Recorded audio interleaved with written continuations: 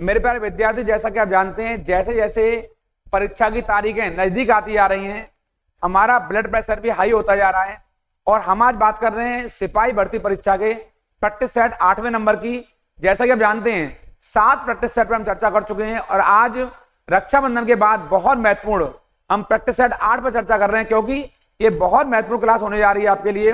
और प्रैक्टिस के दृष्टिकोण से ये हमारे लिए बहुत महत्वपूर्ण है, क्योंकि मैंने आपके लिए वही चुनिंदा प्रश्न निकाले हैं जहां से हमारे प्रश्नों का बनना तय है। और आप सामने देख पा रहे हो यहाँ पर, ये एक भी प्रश्न छूटना नहीं चाहिए आपको, सारे प्रश्न बनाने हैं आपको, और ऐसा कोई प्रश्न बचे नहीं जहां पर हम चर्चा ना करें।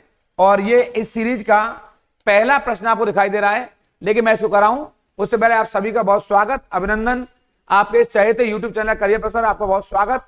आप सभी को प्रणाम, नमस्कार, जय हिंद। सभी लोग दोनों हाथ जोड़कर अपनी मां के चरणों में प्रणाम करेंगे और हमारी क्वेश्चन की शुरुआत होगी आज इस प्रश्न के साथ में। शुरुआत करेंगे सुभाष बोस ने, यहां पर ये दिखाई दे रहा है आपको, सुभाष बोस ने भारतीय राष्ट्रीय कांग्रेस से निकलने के बाद किस पार्टी की स्थापना की। ये आपका काम का प्रश्न है, बहुत महत्वपूर्ण यहां पर, कि आखिर सुभाष चंद्र बोस ने कौन सी पार्टी की स्थापना करी है यहां से। ये आपके लिए बहुत बहुत वेरी मोस्ट है। यानी कि आप जानते होंगे सुभाष चंद्र बोस एक गर्भवती नेता हैं।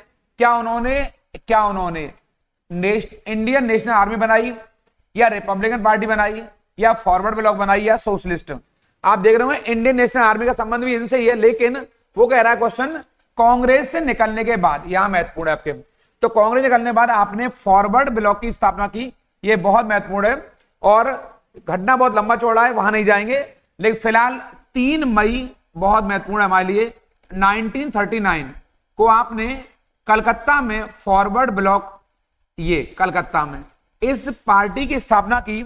और इस पार्टी का उद्देश्य वही था जो कांग्रेस का था, लेकिन आपके जो रास्ते थे वो कांग्रेस से जुदा हो गए यहां पर, और आपने कलकत्ता में फॉरवर्ड ब्लॉक की स्थापना की और आपने दिल्ली चलो का नारा दिया और तुम मुझे खून दो मैं तुम्हें आजादी दूंगा। ऐसे नारों से जो ओज भर दिया वो अपने आप में अद्भुत है। और आपके नेतृत्व में स्वतंत्र भारत से पूर्व ही एक सरकार का गठन हुआ। और आप जानते हैं नेताजी सुभाष चंद्र बोस एक ऐसे नेता रहे जिनका एक ही उद्देश्य था, भारत को हर कीमत पर स्वराज मिलना चाहिए, एक ऐसा स्वराज, एक ऐसी आजादी जहां कोई किसी के अंतर्गत ना रहे। तो सही उत्तर क्या है आपके, फॉरवर्ड ब्लॉक। और ये बहुत महत्वपूर्ण संस्था है। इस क्रम में हम आगे चलेंगे। आपको यहां पर रामकृष्ण मिशन, ये वाला रामकृष्ण मिशन की स्थापना यहां पर आपके ये राम किसके द्वारा की गई है। क्या स्वामी विवेकानंद के द्वारा, रामकृष्ण मिशन के द्वारा, एमजी रानडे के द्वारा, या केशव चंद्र सेन के द्वारा। तो रामकृष्ण मिशन की स्थापना स्वामी विवेकानंद ने की आपके वर्ष 1897 में। ये आपके यहां पर याद करने वाला प्रश्न है। और आप ऐसे प्रश्नों को आप देखेंगे यहां से, क्योंकि हमारे एग्जाम में ऐसे प्रश्न अक्सर पूछे जाते हैं। और आपको एक बहुत महत्वपूर्ण जानकारी यहां पर, कि जो स्वामी विवेकानंद ने जो 11 सितंबर यहां पर 1893 में जो शिकागो में भाषण दिया है, इसको भी आप याद करके जाएंगे। यहां से कहां पर दिया है, शिकागो, अमेरिका के शहर शिकागो में विवेकानंद ने ये जो भाषण दिया आपके, ये बहुत महत्वपूर्ण है हमारे लिए, यहां से शिकागो में। और इनकी बहुत महत्वपूर्ण बात, उठो जागो तब तक मत रुको, कि जब तक लक्ष्य की प्राप्ति ना हो जाए। ये बहुत संकल्पित, तो आपको याद रखना है, विवेकानंद ने रामकृष्ण मिशन की स्थापना की और स्वामी रामकृष्ण परमहंस आपके गुरु रहे। और इस संस्था की जहां स्थापना हुई है उसका नाम है आपके बेलूर मठ। कहां पर, बेलूर मठ में। और कहां स्थित है आपके ये भी आपके कलकत्ता में स्थित है, यानी कि वेस्ट बंगाल में आज के यहां पर। ये हमारे लिए महत्वपूर्ण पहलू है यहां से। यानी 1897 में रामकृष्ण मिशन की स्थापना हुई है और शिकागो में आपने जो भाषण दिया है वो 11 सितंबर 1893 में दिया है। बहुत महत्वपूर्ण है। इस क्रम में हम आगे चलेंगे। चंगेज खान ने जलालुद्दीन का, ये रहा जलालुद्दीन मकबरनी, पूरा नाम है जलालुद्दीन मकबरनी का, पीछा करते हुए किसके शासनकाल में भारत की सीमाओं का आक्रमण किया, सीमाओं पर। कुतुबुद्दीन ऐबक, इल्तुतमिश, बलबन, या नासिरुद्दीन खुसरो। एक सही उत्तर है, इसका पूरा नाम है जलालुद्दीन मकबरनी। ये पूरा नाम है इसका जलालुद्दीन मकबरनी, लेकिन आपको पेपर में खाली जलालुद्दीन ही मिला हुआ है यहां पर। तो सही उत्तर इसका इल्तुतमिश है आपके, बहुत महत्वपूर्ण ये वाला।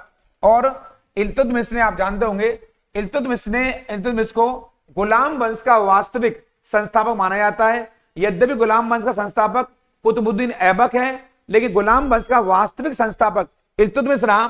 और इल्तुतमिश ने जब इसने सिंध क्षेत्र पर आक्रमण किया, उस समय सिंध क्षेत्र पर, तो ऐसे समय में इल्तुतमिश ने इस जलालुद्दीन मकबरनी को संरक्षण देने से मना कर दिया और एक नवोदित, एक नवजात दिल्ली सल्तनत को इस चंगेज खां के, ये जो मंगोल आक्रमणकारी है, इसके खूंखार आक्रमण से दिल्ली सल्तनत को बचा लिया।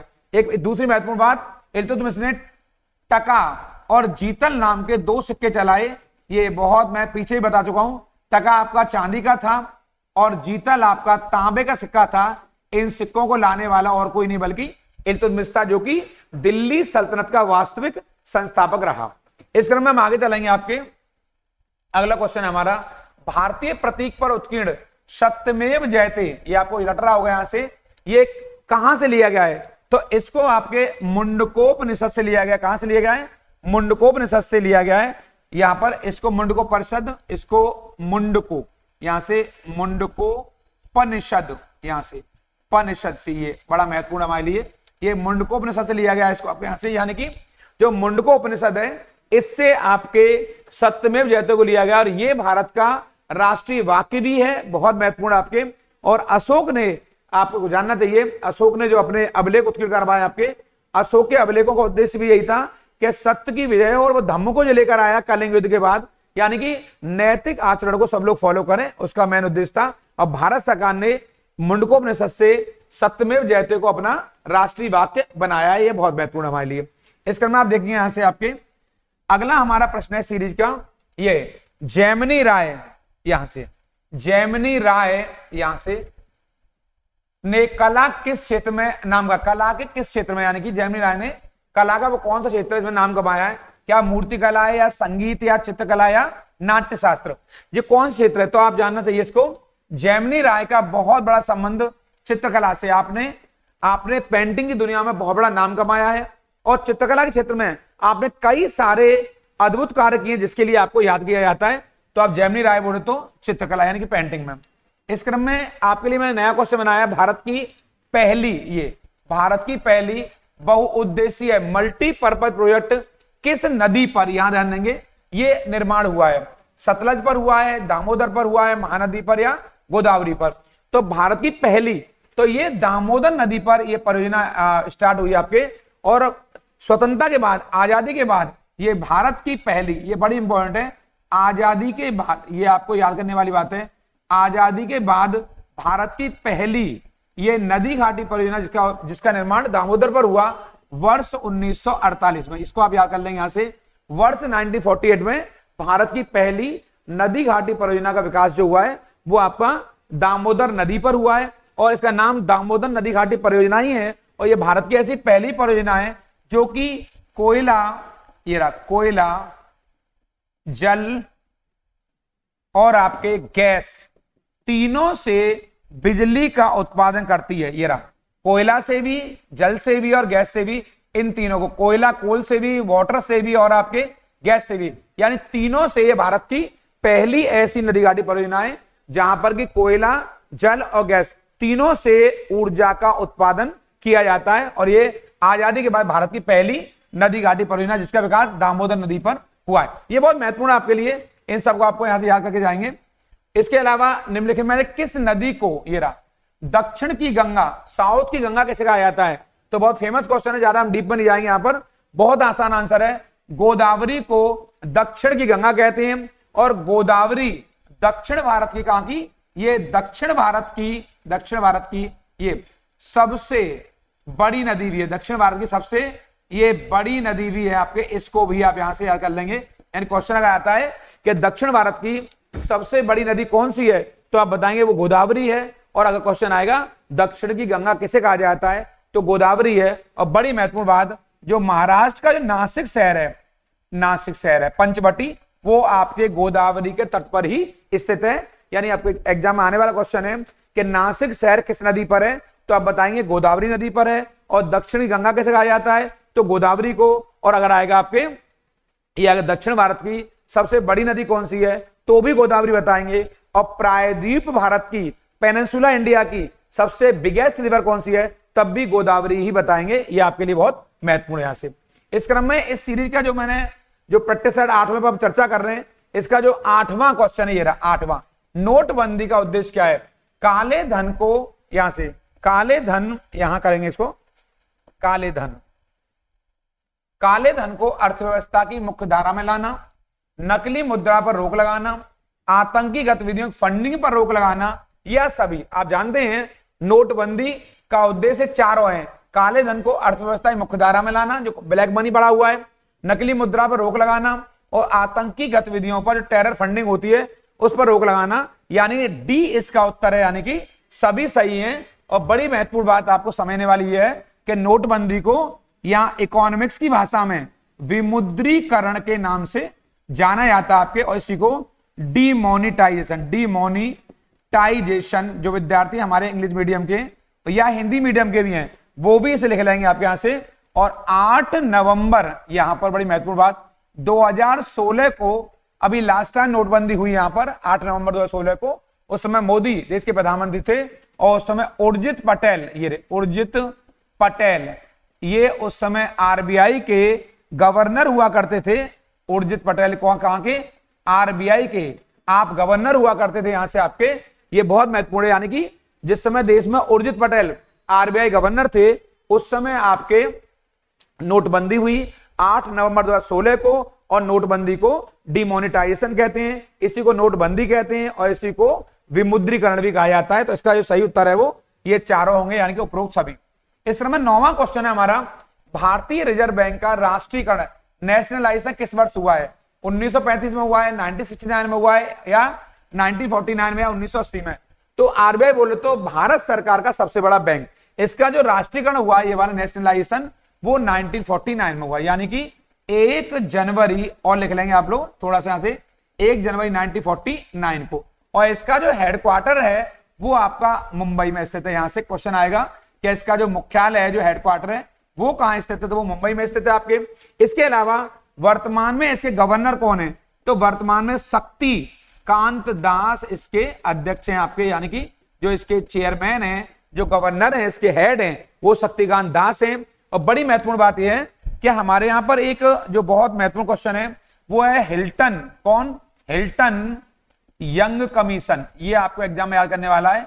हिल्टन यंग कमीशन ने सिफारिश करी आपके, और उसके आधार पर 1 अप्रैल 1935 को आरबीआई की स्थापना हुई। ध्यान देंगे यहां पर आरबीआई की स्थापना हुई। बड़े काम का विषय यही है आपके यहां से आने वाला, यानी यह क्वेश्चन आएगा कि आरबीआई की स्थापना कब हो रही है, तो आप बताएंगे। आरबीआई की स्थापना हो रही है 1 अप्रैल 1935 को, और इसका राष्ट्रीयकरण कब हो रहा है? यानी आजादी के बाद 1 जनवरी 1949 को, जो आपको लिखा हुआ है यहां पर। और इसका मुख्यालय हेडक्वार्टर कहां है? आपके मुंबई में है। और इसके जो हेड हैं, गवर्नर हैं इस समय, वो शक्तिकांत दास हैं। ये बहुत महत्वपूर्ण है। और इसकी स्थापना हो रही है 1 अप्रैल 1935 को हिल्टन आयोग की सिफारिश। पूरा नाम लिखा है मैंने, हिल्टन यंग आयोग। इस क्रम में हम आगे चलेंगे आपको। और एक बात और, इसको बैंकों का बैंक कहा जाता है, बहुत कई बार आया है बैंकों का बैंक, ये कई बार आया क्वेश्चन आपके। इसे बैंकों का बैंक भी कहते हैं। और देश में जो आपका ये वाला मौद्रिक नीति, मॉनेटरी पॉलिसी, मौद्रिक नीति को कोई जारी करता है तो वो आपका आरबीआई। कौन है? यानी देश में मॉनेटरी पॉलिसी को, मॉनेटरी वैल्यू को, मॉनेटरी पॉलिसी, मौद्रिक नीति कौन जारी करता है? वो आरबीआई है। बहुत महत्वपूर्ण है।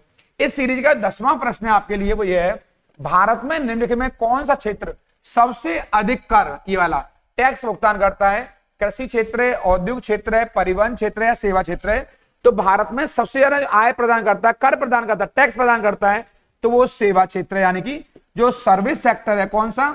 जो सर्विस सेक्टर है वो सबसे अधिक आय प्रदान करता है। यहां से अगर आएगा, पहले नंबर पर सर्विस सेक्टर मारेंगे, दूसरे पर उद्योग मारेंगे, और तीसरे पर हम कृषि क्षेत्र मारेंगे। यानी सबसे नंबर पर आएगा सर्विस सेक्टर, फिर सेकेंडरी सेक्टर, फिर प्राइमरी सेक्टर। तो प्राइमरी सेक्टर में कृषि और उससे जुड़े हुए क्षेत्र आते हैं, और सेकेंडरी सेक्टर में निर्माण और विनिर्माण, और टर्सरी सेक्टर में यानी तृतीय क्षेत्र में सेवा क्षेत्र आता है। तो वर्तमान समय में भारत की राष्ट्रीय आय में, या वर्तमान भारत की आय में सबसे अधिक करों में योगदान सेवा क्षेत्र का, यानी कि सर्विस टैक्स का है। ये बहुत इंपॉर्टेंट है, डी उत्तर सही है इसका। इस क्रम में अगला 11वां क्वेश्चन है, विधानसभा एवं विधान परिषद वर्ष में कम से कम कितने अधिवेशन, अधिवेशन मान होता है कितने सेशन होना आवश्यक है? 1, 2, 3 या 4? तो आप जानते हैं 2 सेशन का होना बहुत जरूरी है। सेशन को हम सत्र भी कहते हैं, और मालूम है 6 माह से अधिक, 6 माह से अधिक यानी 2 सेशन के बीच में 6 माह से अधिक का अंतर नहीं होना चाहिए।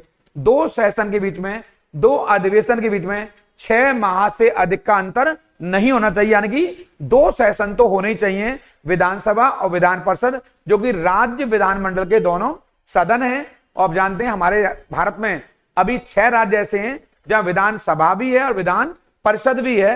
ये आपके लिए इंपॉर्टेंट भी है, पीछे एग्जाम क्वेश्चन आया भी है। और इस समय विधान परिषद वाले राज्यों में इस समय आपके कौन कौन सा, यूपी भी है और बिहार है, और आपका यहां पर महाराष्ट्र है, और आपका कर्नाटक है, और आपका आंध्र प्रदेश है, और आपका तेलंगाना है। ये मैंने शॉर्ट में लिख दिया है, यूपी, बिहार, महाराष्ट्र, कर्नाटक, आंध्र प्रदेश और तेलंगाना। इन 6 क्षेत्रों में विधानसभा भी है और विधान परिषद भी है, यानी कि देश में 6 राज्य ऐसे हैं जहां द्विसदनीय विधानमंडल है, यानी वहां पर 2 विधान सदन है आपके, एक का नाम विधानसभा और एक का नाम विधान परिषद। इस क्रम में आप देखिए अगला क्वेश्चन है, राष्ट्रीय एकता परिषद जो NIC है आपके, जो है नेशनल इंटीग्रेशन काउंसिल है, इसके अध्यक्ष कौन होते हैं? तो सिंपल सा फंडा है इसका, बहुत टेढ़ा क्वेश्चन नहीं है।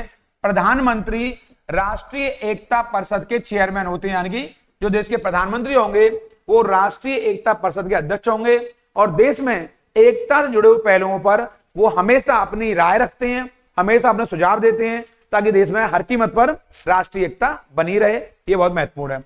इस तरह में आप आगे देखेंगे, राष्ट्रपति द्वारा राज्यसभा के सदस्यों के नामांकन यानी कि नॉमिनेशन, ये वाला नॉमिनेशन वाला मामला है आपके, के नियम किस संविधान से लिए गए? यानी कि जो राज्यसभा में राष्ट्रपति 12 लोगों को नॉमिनेट करते हैं, नामांकित करते हैं, वो हमने कहां से लिया? अमेरिका से लिया है, आयरलैंड से, दक्षिण अफ्रीका से या फ्रांस से। यानी राज्यसभा के जो 12 सदस्य जो नॉमिनेट होते हैं वो कहां से आएंगे? वो 12 यहां से आएंगे, आयरलैंड। यानी कि हमने ये व्यवस्था आयरलैंड के संविधान से ली है। यानी राज्यसभा में राष्ट्रपति जिन 12 लोगों को, तो आपको जानना चाहिए राज्यसभा में जो सदस्यों की संख्या है वो 250 हो सकती है, जिसमें से 238 सदस्य होंगे इलेक्टेड, यानी कि ये चुनाव द्वारा आएंगे, और जो 12 मेंबर होंगे ये राष्ट्रपति द्वारा मनोनीत, ये नॉमिनेट होंगे, यहां से ये नॉमिनेटेड मेंबर होंगे, और इस तरह मेंबर बन जाएंगे 250। लेकिन ये 12 सदस्य जो मनोनीत किए जाते हैं, नामांकित किए जाते हैं, नॉमिनेट किए जाते हैं, ये प्रावधान हमने कहां से लिया है? तो ये आयरलैंड के संविधान से लिया है। इसके अलावा जो हमारे यहां पर राज्य के नीति निर्देशक तत्व हैं, directive principle of state policy, जो संविधान के भाग 4 में, ये भी हमने आयरलैंड से ही लिया है। ये भी हमारे लिए महत्वपूर्ण है। इस क्रम में हम आगे चलेंगे। संविधान की व्याख्या, ये मैं अक्सर बोलता रहता हूं, ऑफलाइन क्लास जब भी पढ़ाता हूं तो मेरा जोर बड़ा रहता है इस चीज पे आपके, कि संविधान की व्याख्या करने का अधिकार इनमें से किसको है आपके? तो ये केवल न्यायपालिका का काम है आपके, यानी हमारे यहाँ विधायिका कानून बनाएगी, कार्यपालिका कानूनों को लागू करेगी, और उनकी व्याख्या करने का अधिकार, उनकी समीक्षा करने का अधिकार केवल न्यायपालिका को, और ये भी अधिकार हमारे यहाँ सुप्रीम कोर्ट और हाई कोर्ट को प्राप्त है। यानी कि संविधान की व्याख्या करने का अधिकार सर्वोच्च न्यायालय और उच्च न्यायालय को दिया गया है। ये बहुत महत्वपूर्ण है, इसको रट के जाएंगे। इसलिए भारतीय संविधान का संरक्षक, भारतीय संविधान का चौकीदार किसे कहा गया है? न्यायपालिका को, और संविधान की व्याख्या करने का अधिकार सुप्रीम कोर्ट और हाई कोर्ट दोनों को दिया गया है। सुप्रीम कोर्ट यानी सर्वोच्च न्यायालय, और हाई कोर्ट बोले तो उच्च न्यायालय। इस तरह में आप आगे देखेंगे आप लोग, पुस्तक द रोड अहेड के लेखक कौन है? क्या बिल क्लिंटन है, क्या I.K. गुजराल है, या बिल गेट्स है, यहाँ पर TN सेशन है? कौन सी है? The road ahead. तो इस पुस्तक के लेखक है वो बिल गेट्स है। कौन है वो? बिल गेट्स, जो कि माइक्रोसॉफ्ट के चेयरमैन है। आप जानते होंगे दुनिया में कंप्यूटर घर घर तक पहुंचाया है किसी ने, और दुनिया में कंप्यूटर क्रांति का जो श्रेय जाता है बड़े पैमाने वो बिल गेट्स को जाता है, जो कि अमेरिका के बहुत बड़े बिलियनियर और बहुत बड़े पैसे वाले रहे। एक समय में एक नंबर 1 पर लंबे समय तक काबिज रहे, कब्जा किए रहे, और आप माइक्रोसॉफ्ट के चेयरमैन है, और आपकी पुस्तक का नाम है the road ahead, Bill Gates की पुस्तक का नाम है। इस तरह आप आगे चलेंगे। अंतरराष्ट्रीय ओलंपिक समिति, इंटरनेशनल ओलंपिक कमेटी का मुख्यालय, हेडक्वार्टर पूछ रहा है कहां पर है? लियोनस, जेनेवा, लुसाने या बर्न? तो अंतरराष्ट्रीय जो इंटरनेशनल ओलंपिक कमेटी है, इसका जो हेडक्वार्टर है वो लुसाने में। कहां पर है? लुसाने में। लेकिन प्रश्न ये है कि लुसाने कहां स्थित है? तो ये स्विट्जरलैंड में, स्विट्जरलैंड में स्थित है आपके यहाँ पर लुसाने, बहुत महत्वपूर्ण है। स्विट्जरलैंड का शहर है लुसाने, यही स्थित है। और आपको जानना चाहिए ये आपके जिनेवा झील के पास है। कहां पर? ये जिनेवा नाम की झील है, वहीं स्थित है आपके, बहुत महत्वपूर्ण आपके। और ये लुसाने शहर में किसका? अंतरराष्ट्रीय ओलंपिक कमेटी का मुख्यालय आपके लुसाने में है। इस क्रम में आप आगे चलेंगे। चेतना ऊतक, ये रहा नाम से जाने वाला ऊतक। ऊतक बोलते हैं टिश्यू को। किसको बोलते हैं? टिश्यू को बोलते हैं आपके। क्या तंत्रिका है वो, उपकला है, पेशी है, या सभी है?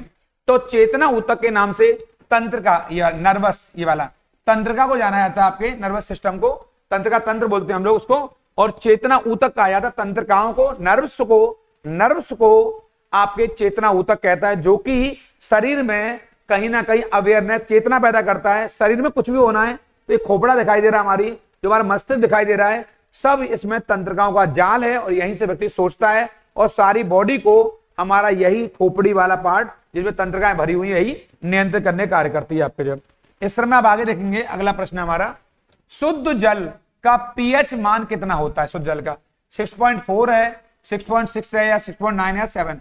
तो शुद्ध हर किसी का एक मान होता है, पेशाब का भी होता है, यूरिन का भी होता है, हर चीज का यो पीएच मान होता है आपके, नींबू का भी होता है, बहुत सारी चीजों का होता है आपके। तो शुद्ध जल का अगर आएगा प्योर वाटर का तो 7.0 इसका पीएच मान होता है, जो आपको याद करके जाना है। आप चाहें तो इसके अलावा कुछ और भी मानकों को याद कर सकते हैं, क्योंकि वो भी कई बार हमारे एग्जाम में पूछ लिए जाते हैं आपके। इस क्रम में अगला प्रश्न है हमारा, प्रकाश वर्ष किसकी इकाई है? दूरी की है, समय की है, प्रकाश तीव्रता की है, ये सभी। यानी कि प्रकाश वर्ष लाइट ईयर है, वो दूरी की इकाई की है, वो दूरी की इकाई है आपके। आप जानते हो जितने खगोलीय पिंड हैं उनके लिए मापन में हमेशा लाइट ईयर का प्रयोग किया जाता है, और दूरी के मापन में कितने दूरी पर कौन सा खगोलीय पिंड है, इसके लिए काम आता है। तो इसका उत्तर क्या है? ए सही है। इस क्रम में अगला जाएंगे, उत्तर प्रदेश में पैराट्रूपर्स, ये वाला पैराट्रूपर्स ट्रेनिंग स्कूल कहां पर है? यूपी में आपके पैराट्रूपर्स ट्रेनिंग सेंटर है, ये स्कूल बना हुआ है, कहां पर है वो? क्या आगरा में, कानपुर, लखनऊ, या इलाहाबाद? तो ये यूपी में पैराट्रूपर ट्रेनिंग स्कूल है जो आपके, ये आगरा में। कहां पर है? आगरा, जो कि आपके ताजमहल का मूल केंद्र है। यहीं पर पैराट्रूपर ट्रेनिंग स्कूल है, जो कि हमारे कमांडोज वगैरह यहीं पर बड़े पैमाने ट्रेनिंग करते हैं, और ट्रेनिंग का ये बहुत बड़ा उत्तर भारत का केंद्र है। इस क्रम में आप आगे जाएंगे। कर्मा किस क्षेत्र का लोक नृत्य है? सोनभद्र का, महोबा का, मथुरा का, या खीरी का? तो कर्मा एक बहुत लोकप्रिय नृत्य है कर्मा आपके, और ये सोनभद्र का एक लोकप्रिय नृत्य है। और सोनभद्र वही क्षेत्र है, वही यूपी का जिला है, जो कि इंडिया में 4 राज्यों से, यानी कि मध्य प्रदेश, यानी कि छत्तीसगढ़, यानी कि बिहार और आपके झारखंड से लगा हुआ है। और आपको जानना चाहिए कर्मा मध्य प्रदेश और छत्तीसगढ़ दोनों में ही किए जाने वाले लोक नृत्य भी है, तो उससे लगा हुआ है, तो उसकी पहचान सोनभद्र में भी बनी हुई है। सोनभद्र बहुत महत्वपूर्ण क्षेत्र है और यहाँ खनिजों का भंडार है। और जो मथुरा का एक बड़ा लोक नृत्य है चरकुला, कौन सा? चरकुला बहुत फेमस है यहाँ पर आपके। और मथुरा के रसिया और मथुरा की नौटंकी बहुत अधिक प्रसिद्ध है आपके यहाँ पर। इस क्रम में आप देखेंगे आपके अगला जो प्रश्न है, उत्तर प्रदेश की अर्थव्यवस्था के संदर्भ में इन कथनों पर सही बताना है आपको। यहाँ प्रति व्यक्ति राष्ट्रीय आय और प्रति व्यक्ति राज्य आय में अंतर निरंतर बढ़ रहा है, ये पहला पॉइंट कह रहा है। दूसरा पॉइंट है, संपूर्ण देश की तुलना में कुल कार्मिकों या कर्मियों में कृषकों का प्रतिशत यूपी में सर्वाधिक है। और तीसरा है, संपूर्ण देश की तुलना में प्रति 1 लाख जनसंख्या पर कारखानों की संख्या उत्तर प्रदेश में सर्वाधिक है। कह रहा है इनमें से कौन सा एक कथन सही है? तो आपको जानना चाहिए प्रति व्यक्ति राष्ट्रीय आय में अंतर निरंतर बढ़ रहा है, ये पहला वाला पॉइंट बिल्कुल सही है। यानी कि जो पहला पॉइंट है आपका, ये बिल्कुल सही कह रहा है यहाँ पर, यानी ये वाला पार्ट आपके। दूसरा, संपूर्ण देश की तुलना में कुल कार्मिक कृषि का प्रतिशत उत्तर प्रदेश में सर्वाधिक है, ये भी बिल्कुल सही है, यानी कि सही उत्तर इसका सी है, ये वाला। यानी 1 और 2 ये उत्तर सही है आपका, लेकिन प्रति 1 लाख जनसंख्या कारखानों की संख्या और यूपी में सर्वाधिक है, ये उत्तर इसका गलत है। ऐसे प्रश्नों को भी आप देख लेंगे क्या आपसे पूछ रहा है। इस क्रम में आप देखेंगे अगला हमारा जो प्रश्न है वो आपको दिखाई दे रहा है यहाँ पर स्क्रीन पर। यूपी में योजना आयोग प्लानिंग कमीशन का गठन कब हुआ है?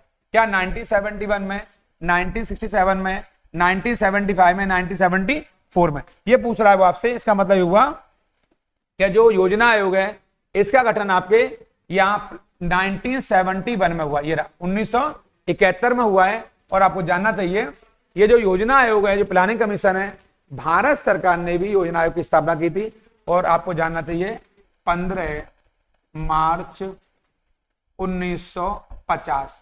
ये भारत सरकार का योजना आयोग है, ये रहा, ये भारत सरकार का योजना आयोग है। लेकिन अगर यूपी का योजना आयोग आएगा तो आप बताएंगे 1971। ये इसका उत्तर ये ए सही है।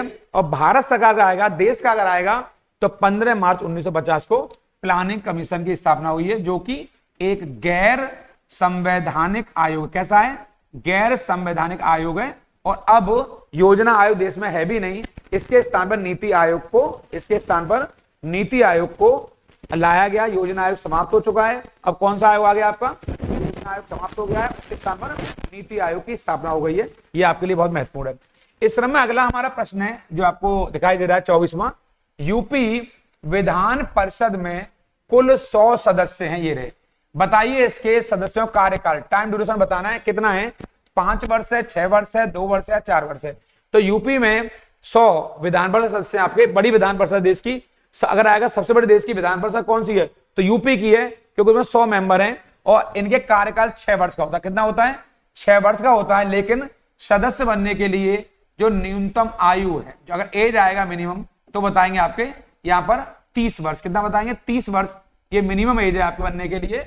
और वर्तमान में 6 राज्यों में विधान परिषदें बनी हुई हैं। तो क्या उत्तर सही है इसका, 6 वर्ष, यानी कार्यकाल कितना होगा, 6 वर्ष का होगा। इस क्रम आप देखेंगे आपको यहाँ से कि यूपी में जैन और बौद्ध धर्मों का प्रसिद्ध तीर्थस्थल कौन सा है, या कौशाम्बी है, सारनाथ है, पाटन है या कुशीनगर है। तो जैन बौद्ध धर्मों का प्रसिद्ध तीर्थस्थल है वो कौशाम्बी है। कौन सा है वो कौशाम्बी है। यानी जो 6वीं शताब्दी में, कब, 6वीं शताब्दी में हमारे यहाँ पर ये रहा, 6वीं शताब्दी में एक महाजनपद था, कौन सा, वत्स। और वत्स की जो राजधानी थी वो कौशाम्बी थी, ये रहा, वत्स की राजधानी थी कौशाम्बी। ये बहुत महत्वपूर्ण है। ये जैन और बौद्ध दोनों का पवित्र केंद्र है आपके। और यहाँ पर कौशाम्बी से अशोक जो बौद्ध धर्म का अनुयायी है उसके बहुत सारे अभिलेख मिले हैं। ये बहुत महत्वपूर्ण सीरीज चल रही है आपके लिए। अगर अभी तक चैनल को सब्सक्राइब नहीं किया है, जल्दी सब्सक्राइब कर लीजिए। लाइक शेयर कमेंट करना बिल्कुल नहीं भूलेंगे, क्योंकि ये वीडियो वही है जो आपको सफलता की बुलंदियों पर ले जाने वाला है। तो इसे देखेंगे आपको इसका उत्तर क्या है, कौशाम्बी सही है यहाँ से। इस क्रम में अगला जो प्रश्न है हमारा, यदि कोई पुलिस अधिकारी किसी व्यक्ति को गिरफ्तार करता है तो उस समय वे क्या करेंगे, अपने नाम की प्लेट वर्दी पर अवश्य लगाएंगे, ये वाला। फिर कह रहा है गिरफ्तारी मेमो पर किसी प्रतिष्ठित व्यक्ति या गिरफ्तार व्यक्ति के परिवार के सदस्य हस्ताक्षर कराएगा, या अभियुक्त को सूचित करेगा कि उसे अधिकार है कि वह अपनी गिरफ्तारी की सूचना अपने संबंधी या मित्र तक पहुंचाए, या उपरोक्त सभी। यानी वो कह रहा है यदि कोई पुलिस अधिकारी किसी व्यक्ति को गिरफ्तार करता है तो क्या करेगा, वो अपने नाम की प्लेट वर्दी पर अवश्य लगाएगा, गिरफ्तार करता है तो पता होनी चाहिए कौन गिरफ्तार कर रहा है। फिर गिरफ्तार मेमो पर किसी प्रतिष्ठित व्यक्ति या गिरफ्तार परिवार के सदस्य हस्ताक्षर कराएगा, मैं गिरफ्तार करके ले जा रहा हूं इस व्यक्ति को। और एंड में अभियुक्त तो सूचित करेगा, उसे अधिकार है कि वह अपनी गिरफ्तारी सूचना अपने संबंधी या मित्र को दे ताकि उसकी पैरवी हो सके। तो इसका उत्तर सभी सही है आपके, यानी कि ये डी इसका सही उत्तर है, सारे सही है इसके। इस क्रम में आप आगे देखेंगे ऐसे पुलिस विभाग से संबंधित प्रश्न आपके एग्जाम में पूछे जाएंगे। ये मेंटल एबिलिटी को चेक कर रहे हैं आपके यहाँ से। निम्न में से पुलिस अधिकारी पर लगाए जाने वाला कौन सा दंड बड़ा दंड नहीं है, बड़ा, सेवा से पदमुक्त कर देना, पद से हटा देना, प्रोन्नति को रोकना, सेवा से हटाना, या उसको पदावनत यानी कि डिमोशन कर देना, प्रमोशन के साथ डिमोशन। बड़ा दंड कौन सा नहीं है, तो प्रमोशन को रोक देना, ये कोई बड़ा दंड नहीं है, क्योंकि सेवा से सेवा करा उसको हटा देना ये बड़ा दंड है, सेवा से हटा देना ये भी बड़ा दंड है, और पद से यानी डिमोशन कर देना ये भी बड़ा दंड है। यानी आप दरोगा हैं उससे आपको सिपाही बना देना, या आईपीएस से आपको एसआई बना देना, ये बड़ा दंड है। लेकिन प्रोन्नति माने प्रमोशन को रोक देना ये कोई बहुत बड़ा दंड नहीं है। तो इसका सही उत्तर क्या है आपका, बी दंड उत्तर सही है इसका। इसमें आप देखेंगे यदि किसी पुलिस अधिकारी जिसके आचरण के विरुद्ध विभागीय जांच चल रही है उसे निलंबित कर दिया गया है, अपने बचाव के लिए वह क्या करेगा, वो याचिका प्रस्तुत कर सकता है कि उसका निलंबन आधारहीन है, प्रतिवेदन प्रस्तुत कर सकता है, या उसका निलंबन दुर्भावना के कारण किया गया है, या विभागीय जांच 3 वर्षों में पूरी ना हो पाने से निलंबन आदेश और अगला दिया या रद्द होना चाहिए आपका, यानी कि निलंबन आदेश रद्द होना चाहिए। यहां तक ये दे रखा डी तक आपके। कह रहा है अगर किसी आचरण के विरुद्ध विभागीय जांच चल रही है, डिपार्टमेंटल इंक्वायरी चल रही है, तो उसे निलंबित कर दिया गया, तो अपने बचाव में क्या करेगा, तो ये सही उत्तर है उसे प्रतिवेदन प्रस्तुत करने का अधिकार, यानी कि वो यहां पर अपना प्रार्थना पत्र देगा कि भाई आप मुझे निलंबित किया गया है, तो अपना जो भी उसका बचाव है वो प्रस्तुत करेगा, यानी कि उसे अपनी सफाई प्रस्तुत करने का अधिकार दिया जाएगा। इसका सही उत्तर आपका यहाँ पर बी है। ये रहा। इस तरह में आप आगे देखेंगे आपके यहां से WW के आविष्कारक कौन है, इनमें से प्रवर्तक कौन है? World wide wave, world wide wave ये वाला, क्या बिल गेट्स हैं या रशेल हैं या लियन फ्योंग है या टिम बर्नर्स ली? ये टिम बर्नर्स ली ने इस WWW का आविष्कार करके, पहले हमारे कोई भी इंटरनेट चलाया जाता था तो पहले आपको WWW लगाना पड़ता था, अब तो डायरेक्ट कुछ भी डाल दीजिए, कुछ भी बोल दीजिए, तब भी कार्य हो जाता है। लेकिन कुछ दिन पूर्व आपको WWW लगा करके कोई इंटरनेट से साइट कुछ भी खोलना होता था गूगल पर, तो आपको ये लगाना होता था। इसके आविष्कारक कौन है आपके, इसके प्रवर्तक कौन है? टिम बर्नर्स ली, जिसके लिए इनको थैंक यू बोला ही जाना चाहिए, आपने इंटरनेट में क्रांति ला दी। वायुमंडल की सबसे ऊपरी परत कौन सी? मैंने पीछे पढ़ाया है पिछले वीडियो में, वो आपका एग्जॉस्फियर। कौन सा? एग्जॉस्फियर। ये वायुमंडल की सबसे ये ऊपरी परत है। और मैंने पीछे कहा है आपके जो सबसे जो निचली परत है वो कौन सी? वो ट्रोपोस्फियर। कौन सी? ये निचली परत है। यानी वायुमंडल में 5 परत पाई जाती हैं, अगर सबसे निचली आएगी तो बताएंगे ट्रोपोस्फियर, जिसे क्षोभ मंडल भी कहते हैं, क्षोभ मंडल भी कहते हैं इसको। ये इसकी हिंदी है और ये इसकी आपके अंग्रेजी है। और स्ट्रेटोस्फियर में इसमें ओजोन परत पाई जाती है। कौन सी? ओजोन परत इसी में पाई जाती है। आप चाहें तो इसको याद कर लेना, ओजोन परत वाला पार्ट है वो इसी में पाया जाता है। ऐसे ये बड़ा महत्वपूर्ण है हमारे लिए, क्योंकि ऐसे क्वेश्चन हमारे एग्जाम में अक्सर पूछे जाते हैं। आपके ओजोन लेयर अगर आएगा तो आप बता देंगे ये कहां पाई जाएगी आपके, ये आपके यहाँ स्ट्रेटोस्फियर में। तो सबसे निचली परत कौन सी? ट्रोपोस्फियर है, फिर स्ट्रेटोस्फियर है, फिर मीजोस्फियर है, फिर आयनोस्फियर है, फिर एक्सोस्फियर है। तो वायुमंडल की सबसे ऊपरी परत कौन सी है? एक्सोस्फियर। और पहली परत कौन सी है? स्ट्रेटोस्फियर, आपके ये वाली ट्रोपोस्फियर, यानी कि आपके क्षोभ मंडल। इसमें मौसम संबंधी सभी गतिविधियां, आंधी, तूफान, वर्षा, बादल का गड़ना, बिजली का चमकना, ये सभी घटना होती हैं। इसलिए इन प्रश्नों का आप याद करके जाएंगे, रट के जाएंगे। और इसका सही उत्तर है एक्सोस्फियर यहां पर। और सबसे अगर निचली परत आएगी तो बताएंगे आप लोग इसको ट्रोपोस्फियर, उसके ऊपर होता है स्ट्रेटोस्फियर, ये वाली परत है जिसमें ओजोन मंडल भी पाया जाता है। इन प्रश्नों को रट के जाएंगे। ऐसी नई सीरीज आज क्विक रिवीजन, बहुत तेज है, फास्ट रिवीजन, जो कि फाइनल टच होगा आपके लिए, वो मैं आपके लिए कल से लेकर आने वाला हूं। क्विक रिवीजन में आपको पूरा जीएस जीके की जो क्लास होती है बहुत जल्दी, science, history, polity, geography, eco, ऐसी ईवीएस और करंट अफेयर, इन पहलुओं पर मैं अगले 2-3 दिनों में चर्चा करने वाला हूं। कल और परसों यानी कि 21-22 को 23 से पहले 2 दिन क्विक रिवीजन होगा, फास्ट रिवीजन होगा। इसलिए चैनल पर लगातार बने रहेंगे और उन लोगों का जरूर ख्याल रखिए जो आपका ख्याल रखते हैं। प्रणाम, नमस्कार।